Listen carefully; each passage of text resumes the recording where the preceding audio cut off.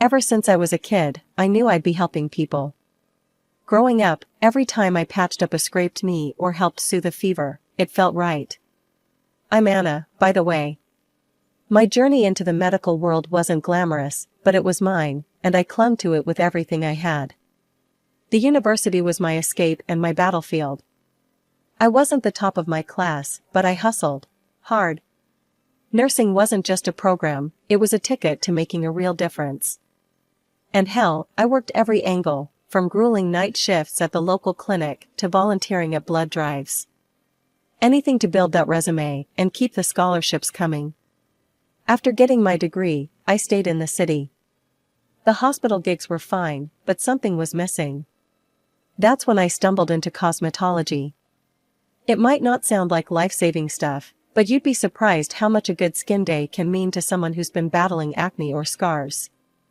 I hustled some more, saved up, and eventually, with a chunky loan weighing down my bank account, I opened my own small office.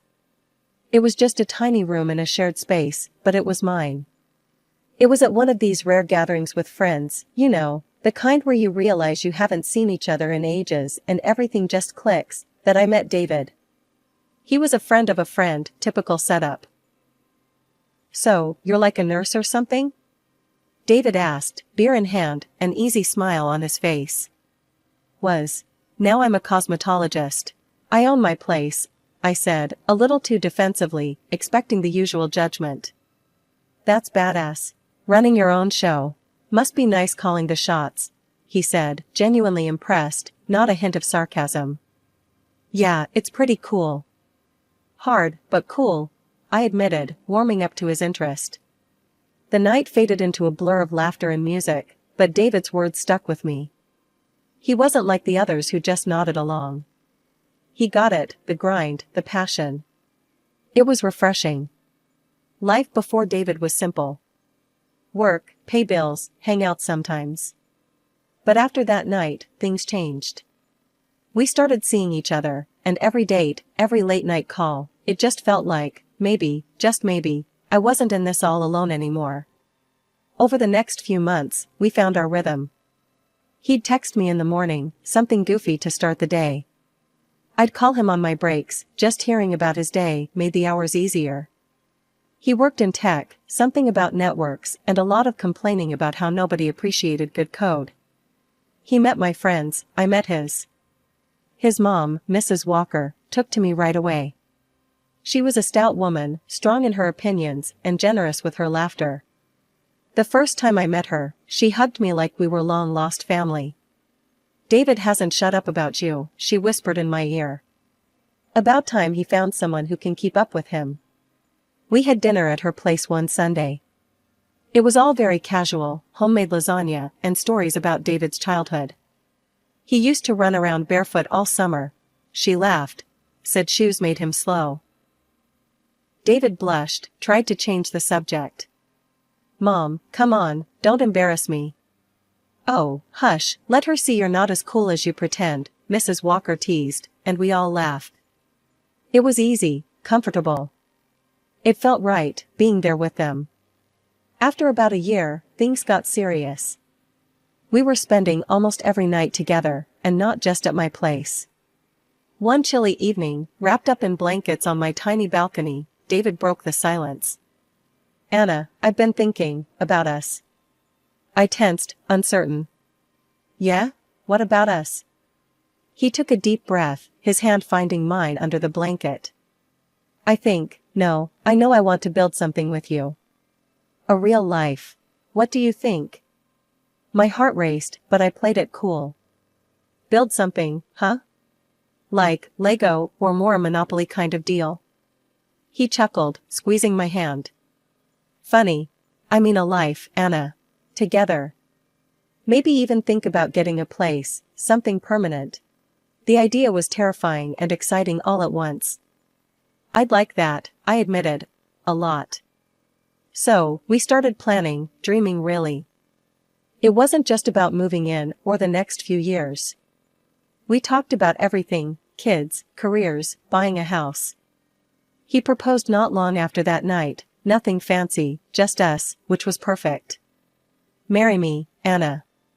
Let's do this for real. In a small, candlelit room, with the curtains drawn and rain tapping softly against the window, I said yes. It was the easiest yes I've ever said. The wedding planning started soon after.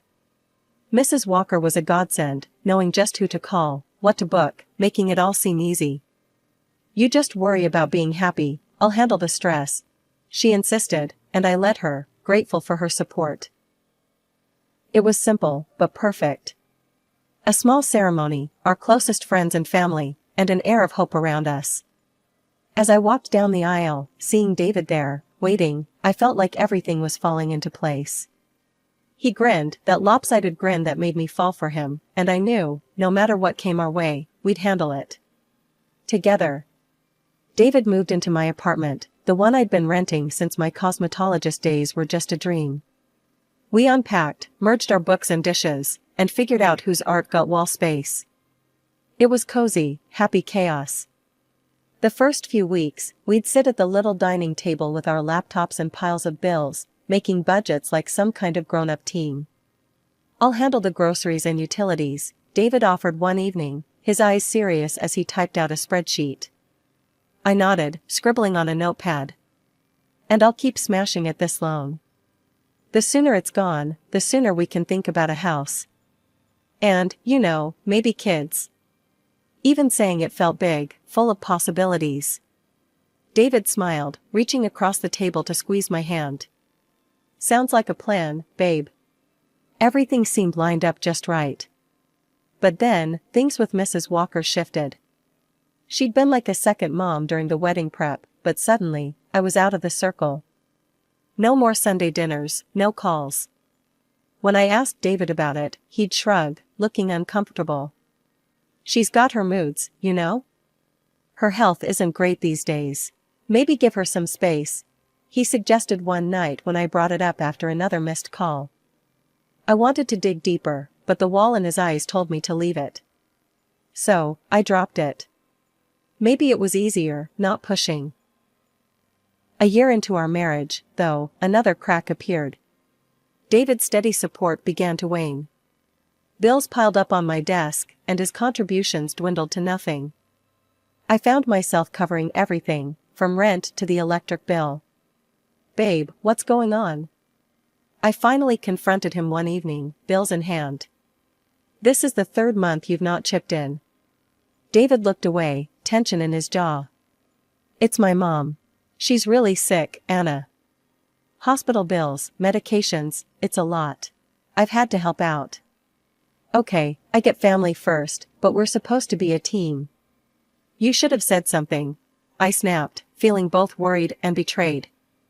I know. I'm sorry, babe. Just, can you handle things for a bit longer? I'll make it up to you, I promise.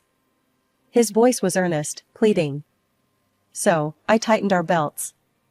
I called my parents, hating every minute of it. Mom, Dad, I hate to ask, but could you help out a little this month? Just until we get back on our feet. They said what they could, never asking if David was pulling his weight. I didn't have the heart to tell them he wasn't. Work became my refuge and my prison. I skipped lunches, booked clients back to back. Sundays off became a memory. I barely saw David, he was either at work or helping his mom. Our apartment felt too big without him, the silence too loud. One rare evening together, I tried to bridge the gap. We're in this together, right? Tell me what's going on, really. David, looking worn and thin, just shook his head. It's just really bad right now. Mom's fading, and I can't think beyond that. I nodded, swallowing my frustration. Okay, but remember, I'm here. We're supposed to do this together. Over a year had passed since David started shifting all his financial responsibilities onto me. Meanwhile, I managed to pay off the loan for my office. Finally, that tiny room was all mine, every inch a testament to the sweat and late nights I'd poured into it.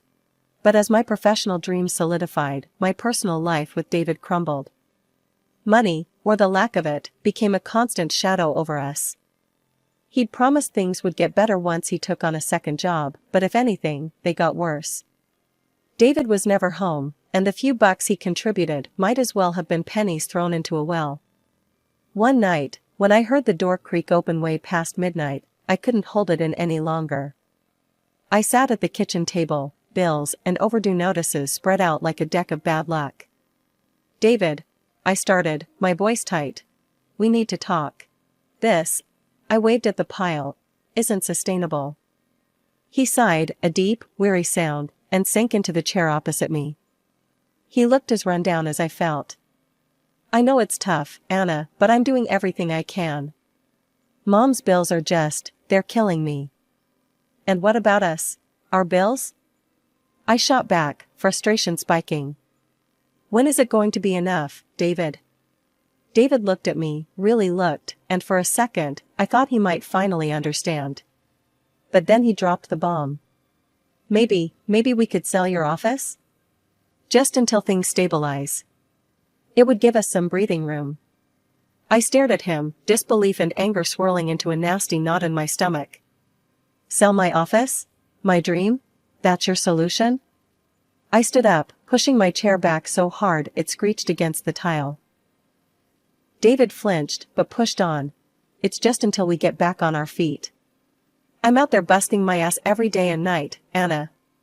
"And what? You think I'm not?" My voice rose, sharp and raw. "I built that business from nothing while paying half our bills on my own. And you want me to just give it up?" He stood too, anger flashing in his eyes. "Then what do you want me to do? Huh? Let my mother starve? That's not fair, and you know it." I was yelling now, too far gone to care about keeping it together. "I want a partner, David, not just a roommate who leaves me to handle everything alone." We glared at each other, the air between us thick with unsaid things and regrets. Finally, David turned and walked away, the conversation unresolved, leaving me standing there, feeling more alone than ever. Our fights became frequent, each one chipping away at what was left of our marriage. Every discussion about money ended in raised voices and slammed doors. I began to wonder if the man I married was still there, somewhere beneath the stress and the desperation. It was an unusually quiet Tuesday when I decided to head home early after a client canceled last minute. I wasn't too upset about it, the extra time gave me a chance to catch up on some much-needed rest. Pushing open the door to our apartment, I was surprised to find David frantically ironing his black suit, the one he only wore to weddings or funerals. The sight stopped me dead in my tracks. "David, what's going on? Why are you all dressed up like that?" My voice echoed slightly in the hallway, tinged with confusion. He jumped a little, clearly not expecting me. His face went pale, then flushed, a clear sign he was nervous. "It's my mom, Anna. She passed away last night. There's the funeral tomorrow." The news hit like a sucker punch. Despite everything, Mrs. Walker had been like family to me once. "Oh, David, I'm so sorry. I'll come with you, of course." "No." His response was sharp, slicing the air. She didn't want you there, Anna. Her last request. She said she never really liked you." His words were blunt, cold even. I recoiled as if slapped, my heart thumping painfully in my chest. Okay. If that's her wish." It hurt, more than I expected, but I swallowed the lump in my throat and nodded, stepping away to hide the hurt. David didn't say anything more. He just went back to his ironing, leaving me standing there, a mix of grief and confusion swirling inside me. That night, I lay in bed, thoughts racing. Something didn't sit right with me. Mrs. Walker and I had our differences, but this seemed too harsh even for her. The next morning, I watched from the window as David left, dressed in his suit, looking every part the grieving son. Once he was gone, I made a decision. I rescheduled my appointments and drove to Mrs. Walker's house, expecting to find a gathering of some sort, maybe just the tail end of it. But the street was quiet. Too quiet. Her house looked just like any other day, no cars lined up outside, no signs of a wake. Confusion led me to the front door, and on impulse, I rang the bell. The door swung open, and there she was, Mrs. Walker, very much alive, staring back at me with wide eyes. My heart stopped, then started at a sprint. You're alive?" She took a step back, her own face a mask of shock. "Anna? What on earth, why would you think otherwise?" David told me you were," the words tangled in my throat, too surreal to voice fully. "Dead?" She finished for me, her brow furrowing in confusion and concern. "My God, no. Come in, Anna. We need to sort this out." Numbly, I stepped inside, the familiar smells of her home wrapping around me like a bewildering comfort. We sat at her kitchen table, the same place we'd shared many cups of coffee. "I don't understand." "He said there was a funeral today. He was so upset." My voice trailed off as I pulled out my phone, the need to confront David growing urgent. But just as I was about to dial, my phone buzzed with a notification. David had started a live stream on Instagram. Curiosity overpowered everything else, and I clicked the link, my fingers trembling. There was a live broadcast of the funeral. But who was in the coffin if David's mother was sitting next to me? We needed to find out the truth, so we went to the funeral, finding out the exact address in one of the comments. As we drove, I couldn't help but replay the last few years in my mind, trying to piece together the deception. "So, he told you I didn't want to see you?" I asked, turning to look at her as she focused on the road. "Yes, and I believed him. And all this time, I was sending him money because he told me you were struggling with debt, that creditors were after you," Mrs. Walker explained, her voice tinged with hurt. I shook my head, feeling the weight of missed connections. "That's not true. He told me you were sick, and that you didn't want anything to do with me. He said visiting would stress you out. He's been lying to both of us, playing us against each other." We drove in silence for a while, each lost in our thoughts, until we reached the cemetery. It looked exactly like you'd expect a place of mourning to look, somber, quiet, with people dressed in black milling about. We parked a little distance away, not wanting to draw attention to ourselves. As we approached, we stayed on the fringes, close enough to hear, but far enough to remain unnoticed. I spotted David, standing beside a grave with a group of people I didn't recognize. They were all consoling him. Curious and cautious, we edged closer to some of the attendees who looked less involved. Mrs. Walker nudged me, and I cleared my throat before speaking to a somber-faced woman standing nearby. "Excuse me, I'm so sorry for your loss. We just heard and came as soon as we could. May I ask who passed away?" I kept my voice low, respectful. The woman looked at us with sad eyes. "Oh, thank you. It's my niece, poor thing. She fought long and hard against her illness. A year of marriage and now this tragedy." My heart stuttered. "Your niece was married too?" She nodded toward David. "Yes, to that young man there. They were so in love. Heartbreaking." The pieces clicked, each one a betrayal. I felt Mrs. Walker stiffen beside me, her breath catching. "He's been living a double life," I said, the words tasting foul in my mouth. Mrs. Walker covered her face with her hands briefly, before looking at me, her eyes fierce.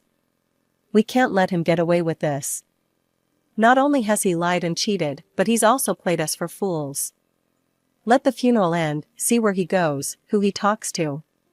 So, we waited, hidden in plain sight among the mourners, watching as David played the grieving husband. It was a performance worthy of an award, and under different circumstances, I might have applauded the sheer audacity of his deceit. After the funeral, Mrs. Walker and I slipped into her car, keeping a low profile as we trailed behind David and the grieving parents of the woman he claimed to love. They drove to a large, beautiful house, its door standing open.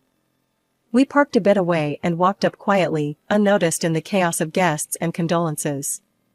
Stepping into the house, the murmur of voices from the living room guided us. We hovered just out of sight, catching the tail end of a conversation that made my blood run cold. "He's like a son to us now," the deceased woman's father was saying, his voice thick with emotion. "And we've decided, in light of our daughter's passing, to leave him everything, the house, our business. It's what she would have wanted." David's response was choked, a sob breaking through. Thank you. I've lost my parents years ago, and having a family again means everything to me. Suddenly, Mrs. Walker couldn't contain herself any longer. She burst into the room, her voice a sharp crack in the solemn atmosphere. When exactly did I die, David? The room fell silent, all eyes snapping to where we stood. David's face went from grief-stricken to ghostly pale, his eyes wide with shock. I followed Mrs. Walker in, my own anger bubbling over.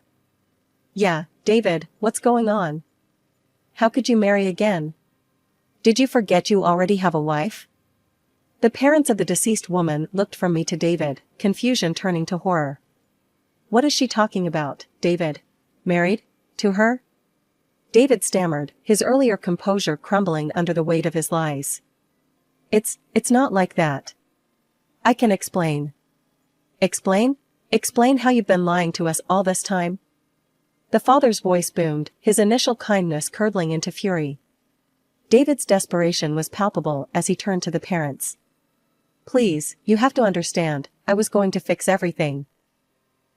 Mrs. Walker snorted, disbelief and anger etching her features. By faking your mother's death? By marrying another woman while your wife is still around? David looked at me then, his eyes pleading. Anna, I'm sorry. I got into some trouble, some really bad debts with dangerous people. I thought I could fix it before it got out of hand. The deceased woman's mother finally found her voice, her grief morphing into outrage. Get out of our house. We will be calling our lawyers. You will give back every single penny. On the front lawn, as David was escorted out by the father, Mrs. Walker turned to him, her voice cutting through the crisp air. I don't ever want to see you again. You are no son of mine. David collapsed to his knees on the pavement, crying out, Please, don't leave me like this. They'll kill me. I just need a chance to make things right. I watched, numb, as he reached for us, his tears leaving trails on his cheeks. But there was nothing left to say. I turned away, the final shred of any affection I might have had for him withering in the harsh light of his deceit. The morning after David's deception unraveled before the world, I was sitting across from my lawyer, a steely-eyed woman named Sharon who had come highly recommended. So, you're telling me he forged my signature on divorce papers? I asked, still grappling with the breadth of David's betrayal. Sharon nodded, her lips a thin line. Exactly. And it was this forgery that allowed him to marry again legally. We've got a clear case for fraud. By the afternoon, I was at the police station, recounting everything to a sympathetic officer who promised they'd take it seriously. True to their word, the wheels of justice spun faster than I'd expected. David was conditionally convicted of document forgery within weeks. During this whirlwind, I also demanded financial restitution for the years I'd unwittingly supported his double life. Between my claims and the lawsuit filed by the parents of his second, late wife, David's facade of a successful, if secretive, life crumbled spectacularly. He did pay, both financially and morally. With his assets liquidated to cover the settlements and his reputation in tatters, David fled the country, chased by the debt still snapping at his heels. With the money I received, I poured my energy into expanding my cosmetology office. New equipment, a fresh coat of paint, and 2 new hires later, it felt like I was finally rebuilding from the ruins David had left behind. In the midst of the chaos, a new, unexpected chapter of my life began. I discovered I was pregnant. The news brought a whirlwind of emotions, fear and joy inextricably linked. But when Mrs. Walker heard, her reaction was nothing but supportive. Anna, this is wonderful news. Say you'll let me help, let me be a part of this child's life. Heaven knows, after everything with David, I need something good to focus on. She assured me over the phone, her voice warm and unwavering. Mrs. Walker not only supported me but went so far as to include me and my future child in her will, making us her sole heirs. It was more than I could have ever expected, and it solidified our bond, forged not by blood but by shared trials. We often spent afternoons together, planning for the future, discussing how we'd decorate the nursery, and talking about what we'd teach the little one. The betrayal that had brought so much pain had also brought unexpected gifts, and I found solace in that silver lining.